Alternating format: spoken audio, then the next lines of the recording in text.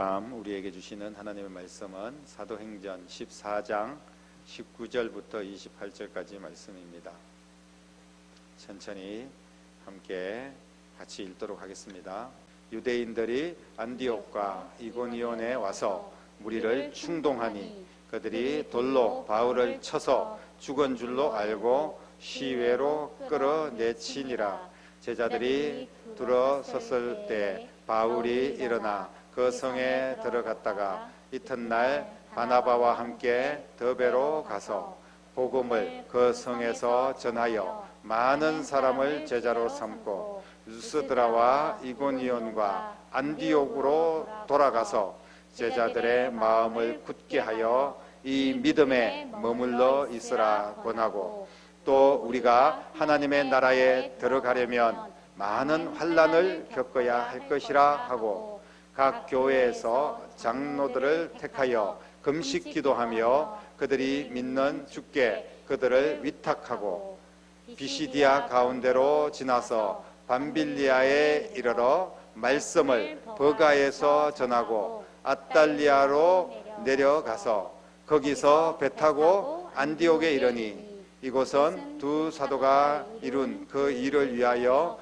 전에 하나님의 은혜에 부탁하던 곳이라. 그들이 이르러 교회를 모아 하나님이 함께 행하신 모든 일과 이방인들에게 믿음의 문을 여신 것을 보고하고 제자들과 함께 오래 있으니라. 아멘. 안디옥과 이고니온에서 바울을 죽이려고 쫓아온 그런 무리들, 유대인들의 무리들이 있었습니다. 그 사람들이 루스드라에서까지 계속해서 쫓아와가지고 바울의 복음을 전하는 것을 방해를 했습니다. 이 복음 전하는 것이 엄청난 축복이고 하나님의 은혜로 전하는 건데 왜 이렇게 방해를 하는 건지 알 수가 없습니다. 안디옥에서 루스드라까지 한 170km 정도 되는 거리인데, 거기까지 이 짧은 거리가 아닌데 거기까지 쫓아와가지고 지금 바울을 핍박을 하는 거예요. 그래서 사람들을 막 선동을 하고, 그렇게 해가지고 바울을 반드시 죽이겠다, 이 바울을 없애버려야만이 이 예수 복음도 없어진다, 이런 생각을 가지고 있는 겁니다. 교회를 문을 닫게 만들고 예배를 드리지 못하게 만들고, 그렇게 해가지고 종교를 말살시켜야 되는 거예요. 이 종교가 자기들의 어떤 기득권들이 잘 먹고 잘 사는데 기독교가 걸림돌이 된다는 겁니다. 그런 생각들을 그들이 가지고 있었어요. 그래서 어떻게 했든지 사도 바울과 그 일행들을 죽이려고 애를 씁니다. 결국 19절 오늘 본문 말씀에 보니까 그들이 큰 일을 내고 마는데, 유대인들이 안디옥과 이고니온에서 막 몰려와가지고 무리들을 충동해서 돌로 바울을 쳐서 죽였습니다. 오늘 보니까 죽은 줄로 알고 시외로 끌고 와서 그냥 내다 버립니다. 시체가 된 것으로 생각하고 그냥 시외에다 내다 버리는데, 나중에 이제 하나님께서 바울을 살리시죠. 바울이 이제 뭐 기절했는지 진짜 죽었다 살아났는지 알 수 없지만, 바울이 이제 정신을 차리니까 뭐 어디 자기가 어떤 시체가 버려진 그런데 그냥 버려져 있는 자신이 발견된 거죠. 그래서 이제 거기서 다시 일어나게 되는데, 이제 엄청난 끔찍한 이런 일을 당했을 때 얼마나 살이 떨리고, 정말 내가 복음을 전하면서 이렇게 살아왔는데 이렇게 처참하게 돌에 맞아가지고 피투성이가 되어가지고 다 거반 죽게 되어가지고 내 침을 당해서 그냥 그 어떤 산비탈이든 아니면 그런 뭐 어떤 시체를 갖다 버리는 그런 데다가 내동댕이 쳐서 자신이 버려졌다고 생각해 보십시오. 정말 끔찍한 일 아니겠습니까? 지금 루스드라에서 그런 일들이 일어났어요. 루스드라의 사람들이 그 사람들이 쫓아와가지고 루스드라까지 유대인들이 루스드라의 사람들을 선동을 한 겁니다. 지금 바울이 루스드라에 와서 어떤 일을 했습니까? 바울이 루스드라에 와서 나면서부터 걷지도 못하는 사람을 걷게 만드는, 예수님의 이름으로 일어나 걷게 만드는 그런 기적이 일어나고, 사람들은 이 바울과 바나바를 신이다, 제우스 신이다, 막 이렇게 신처럼 추앙을 했던 그곳입니다. 그런데 똑같은 그 사람들이 바울을 돌로 쳐 죽인 거예요. 그러니까 이 사람들이 어떤 충동질을 했길래 사람들이 하루아침에 바울을 신으로 섬기려고 했던 사람들이 또 바울을 돌로 쳐 죽였을까요? 예수님 당시 한번 보십시오. 많은 사람들이 예수님은 왕이십니다, 호산나, 우리를 구원하십시오 그러면서 예루살렘으로 들어오는 예수님을 환영했는데, 그러나 그 예수님이 막 잡혀가지고 채찍질에 매질을 당하고 이제 거의 사형언도를 당하고 십자가에 죽게 생겼으니까 저분은 소망이 없다, 저분은 정말 우리를 구원할 구원자가 아니다, 이렇게 사람들이 생각을 하니까, 생각이 바뀌니까 사람들이 예수를 십자가에 못 박아라 그러면서 막 그냥 소리를 질렀지 않습니까? 이게 사람들이 얼마나 간사한지 모릅니다. 자기의 이익에 따라서 와 신이시여 막 이러다가 또 막 그 충동질에 의해서 선동돼 가지고 이게 아니네 이런 생각을 하게 되면 또 막 돌로 쳐 죽이고, 이런 게 바로 사람이라는 거예요. 그러니까 사람은 결코 믿을 수가 없습니다. 정말 근데 더 이해할 수 없는 내용이 21절 이하의 내용의 말씀에 나오는데, 정말 과연 이게 있을 수 있는 이야기인가? 무슨 말씀이냐면, 이제 바울이 그 성에 가서 복음을 다시 전합니다. 그만 자기를 때려 죽였던, 거의 죽기 직전까지 갔던 그 바울 아닙니까? 그런데 그 바울이 다시 그 성에 들어가 가지고 많은 사람들을 제자를 삼고, 그리고 루스드라와 이고니온과 안디옥으로 돌아갔다, 이렇게 고백을 합니다. 돌아갔다는 거예요. 지금 그곳으로 돌아갈 수 없습니다. 오히려 피해 다녀야 됩니다. 다른 데 가서 좀 수습하고 몸을 좀 추스리고 그렇게 해도, 그러고 난 뒤에 뭐 나중에 돌고 돌아서 가야 되지 않겠습니까? 지금 당장 그 길을 쫓아갔다가는 다시 돌에 맞아 죽을 수도 있고 어떤 봉변을 당할지 알 수가 없습니다. 아니 죽은 줄 알았는데 저게 살아있네 그러면서 막 다시 돌을 들 수밖에 없는 그런 군중들이 기다리고 있지 않습니까? 그런데 그곳에 다시 들어갔습니다. 자기를 돌로 쳐 죽이려고 했던 그런 사람들이 있는 곳으로 다시 돌아가서 복음을 전했다는 이야기예요. 어떻게 이럴 수가 있습니까? 어떻게 자기를 죽이려고 했던 그 사람들한테 가서 아무렇지도 않게 가가지고 다시 복음을 전할 수가 있었을까요? 그들이 얼마나 원망스럽고 또 그들이 무서웠을까, 이런 생각을 우리가 한번 해봅니다. 자신의 몸을 보면 진짜 만신창이가 되어 있을 텐데, 근데 다시 거기로 다시 들어가가지고 복음을 전하는 거예요. 이게 제정신으로 할 수 있는 행동입니까? 바울의 심정을 보면 22절 말씀에 기록을 하고 있습니다. 바울이 뭐라고 이야기하고 있냐면, 제자들의 마음을 굳게 하여 이 믿음에 머물러 있으라, 이렇게 권했습니다. 이 믿음에 머물러 있으라는 거예요. 우리가 하나님의 나라에 들어가려면 많은 환난을 겪어야 할 것이다 라고 고백을 합니다. 사도 바울은 이미 자신이 복음을 전하다가 환난을 겪어야 된다는 것을 알고 있었어요. 복음을 전하면 뭐 그냥 문제가 해결되고 금덩어리가 떨어지고 막 모든 질병이 다 낫고 앞길이 형통해지고 복음 전하는 자에게 막 하나님이 막 자녀들의 복을 주시고 이러면 얼마나 좋겠습니까? 물론 그런 경우들도 있겠죠. 당연히 결과적으로는 더 잘 되는 역사가 일어나겠지만, 그 과정 속에서 봤을 때 특히 하나님께서 주신 사명을 가지고 나가는 사명자들한테는 많은 환난이 뒤따를 수밖에 없다는 겁니다. 그래서 사도 바울은 너희들이 이 믿음에 머물러 있어라. 이 사도 바울이 말하는 이 믿음은 뭐냐 하면 결국은 복음을 전하는 믿음입니다. 하나님의 나라 들어가려면 환난을 겪게 된다. 복음을 전하기 위해서는 환난이 찾아올 수밖에 없다, 이렇게 이야기를 하고 있습니다. 당연히 그렇게 될 거라고 여겼습니다.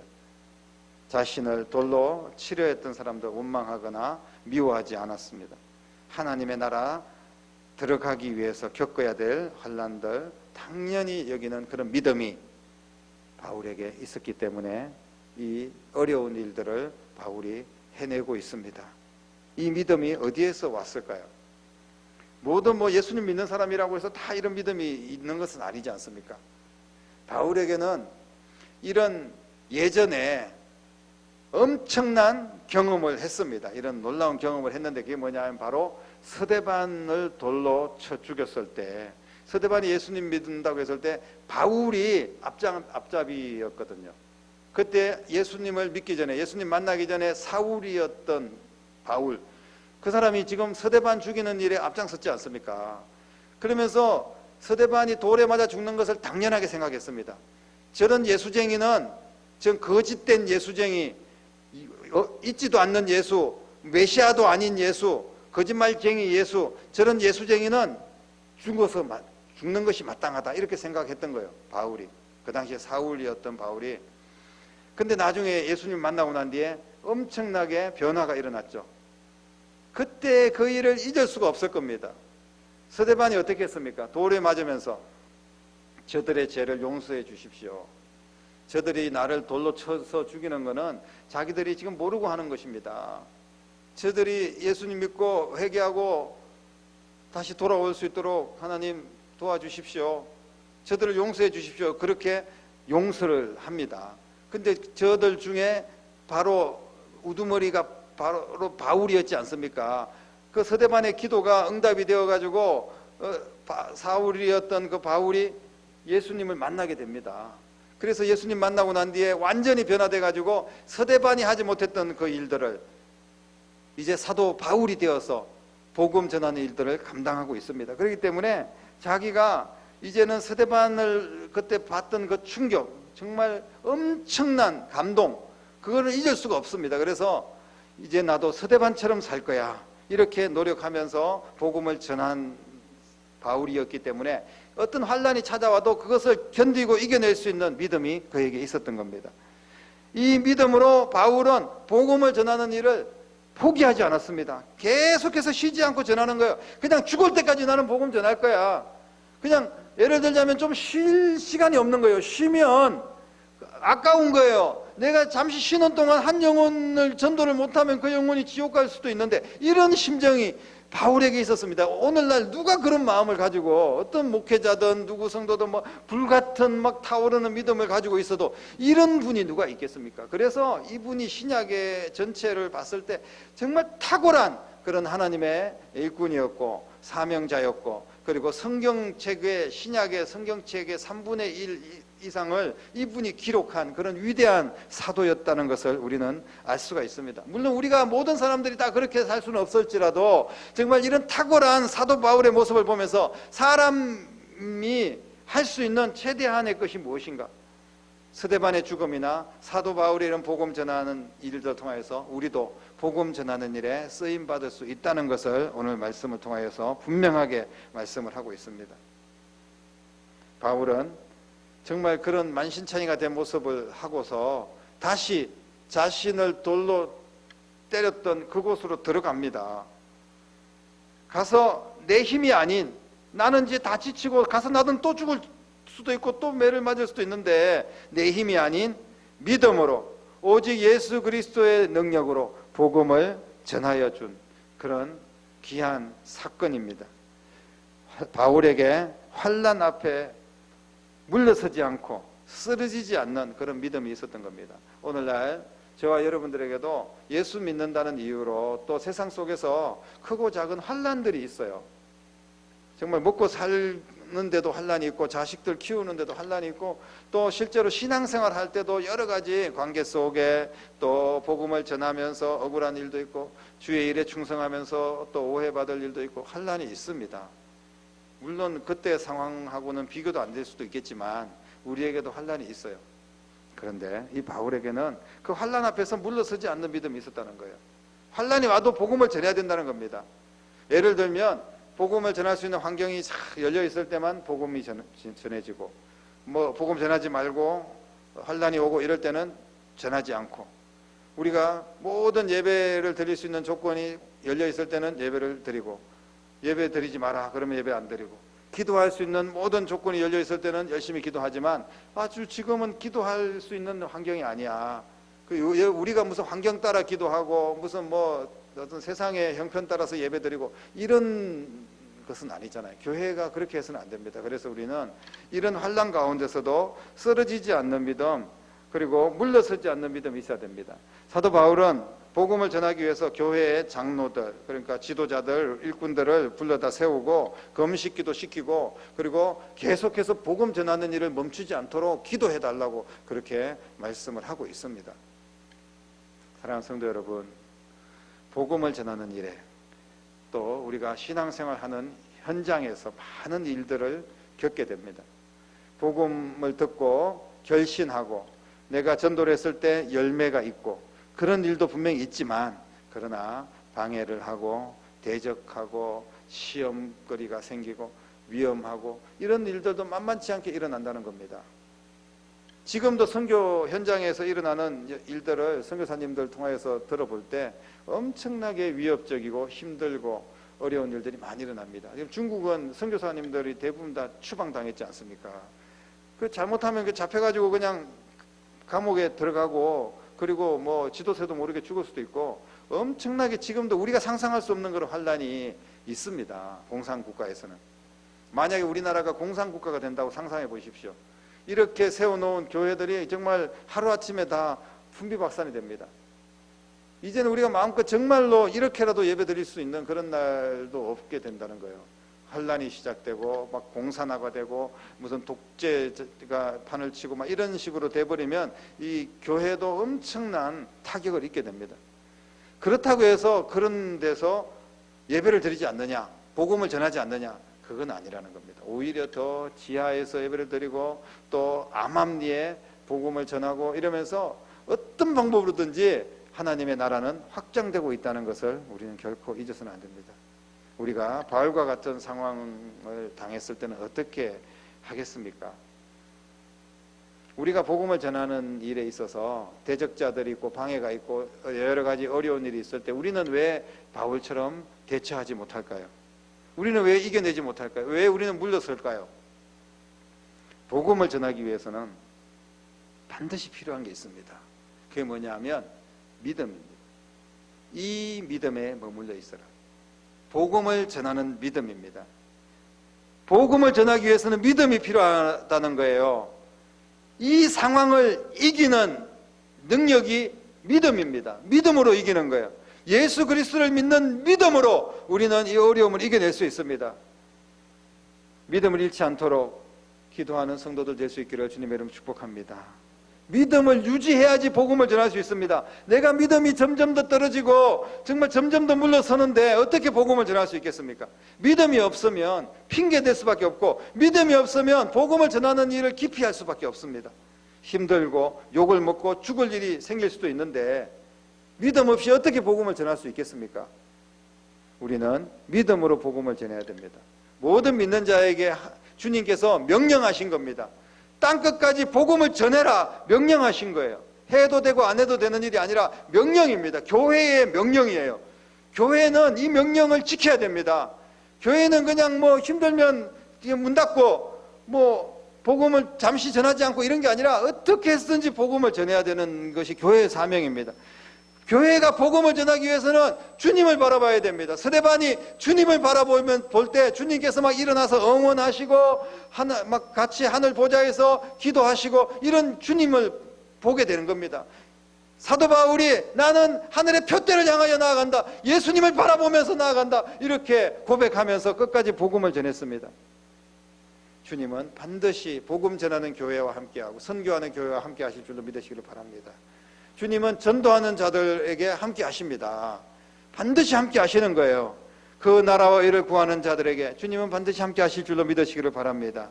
전도자의 수고가 없으면 절대로 복음의 문은 열리지 않습니다. 지금 내가 여기까지 와서 복음을 듣고 예수 믿었던 그 결과는 어떤 원인이 있을 거 아니에요. 내가 어떻게 포천성결교회라는 곳에 와서 신앙생활을 이렇게 복된 신앙생활을 할 수 있었던 이유가 있을 거 아니에요. 그것은 어떤 전도자의 희생이 있었다는 겁니다. 그 수고가 있었다는 거예요. 전도자의 수고가 복음의 문을 열 줄로 믿으시기를 바랍니다. 전도자의 수고를 통해서 또 다른 영혼을 살릴 수가 있습니다. 전도자의 수고는 하늘에서 해같이 빛날 것이다. 주님께서 그렇게 약속하여 주셨습니다. 이 믿음, 바로 복음 전하는 믿음입니다. 어떤 환난이 와도 복음을 전하는 믿음입니다. 어떤 손해가 와도 어떤 위험이 와도 복음을 전하는 믿음에 머물러 있어야 된다는 거예요. 너희들은 이 믿음에 머물러 있어라. 이렇게 사도 바울이 권면한 것은 복음을 전하는 믿음에 머물러 있으라는 말씀입니다. 우리가 예수 믿고 구원받는 믿음이 있습니다. 예수 믿고 해결받는 믿음이 있습니다. 예수 믿으니까 평안합니다. 그런 믿음이 있어요. 그런데 그런 믿음에만 머물러 있어서는 안 된다는 겁니다. 우리는 더 나아가서 복음을 전하는 믿음에 머물러 있어야 된다는 말씀인 줄로 믿으시기를 바랍니다. 더 성숙한 믿음으로 나가야 된다는 거예요. 모든 사람들이 그저 예수 믿고 구원받고 예수 믿고 잘 먹고 잘 사는 믿음에만 머물러 있으면 또 다른 사람들을 어떻게 전도할 수 있습니까? 죽어가는 그 영혼들에게 어떻게 복음을 전할 수 있겠습니까? 예수 복음을 전하는 믿음, 환난과 어려움이 있어도 오직 주의 복음을 전하기 위해서 애쓰는 그런 믿음, 그런 믿음이 있는 교회, 그런 믿음이 있는 성도들이 되어야 될 줄로 믿습니다. 주님 오시는 그날까지 복음 전하는 믿음을 유지하고 끝까지 전도자의 사명을 잘 감당하는 그런 교회가 되기를 소망하며, 또 여러분들의 모든 삶도 전도자의 삶으로 살아갈 때 내가 직업을 가지든 또 자녀를 양육하든 사람과의 만남과 관계를 가지든 전도를 어떻게 할 것인가, 어떻게 영혼을 살릴 것인가, 그런 관점에서 우리가 바라보고 기도하면서 나아간다면 어떤 환난이 오고 위험이 와도 그게 오히려 감사가 되고, 핍박이 와도 의를 위하여 받는 핍박은 복이 있다, 이렇게 주님께서 말씀하신 것처럼 우리에게는 그런 이게 환난과 핍박이 자랑이 되고 기쁨이 될 수가 있습니다. 그런 믿음에 있는 사람들은 그런 환난들을 이겨낼 수가 있습니다. 오늘 저와 여러분들이 꼭 그런 귀한 믿음, 전도하는 믿음, 복음을 전하는 믿음에 굳게 서서 하나님 앞에 영광 돌리고 귀하게 쓰임받고 그 안에서 주님께서 주시는 모든 위로와 평강과 하나님의 기적을 경험하는 그런 여러분들이 될 수 있기를 주님의 이름으로 축복합니다. 기도하겠습니다. 하나님 감사합니다. 복음을 누군가가 전해 주었기 때문에 내가 예수 믿고 구원받아 정말 지옥 가서 영원히 고통받아야 될 내 인생이 천국 백성 된 줄로 믿습니다. 이 놀라운 복음을 내가 받았사오니 그대로 그냥 복음 받아서 천국 가는 그런 축복에만 머물러 있는 것이 아니라 우리에게 환난이 오고 어려움이 와도 나도 또 다른 영혼을 살리고 복음을 전하는 그런 성도들 되게 하시고, 우리 교회가 땅끝까지 복음 전하는 일에 귀하게 쓰임받는 이 마지막 시대에 주님이 기뻐하는 교회가 될 수 있도록 역사하여 주시옵소서. 그 가운데 하나님의 놀라운 기적을 경험하고 하나님의 해결을 보고 하나님께서 전도자와 함께 하시는 그런 축복을 경험하게 될 줄로 믿습니다. 살아계신 예수님의 이름으로 간절히 기도드립니다. 아멘.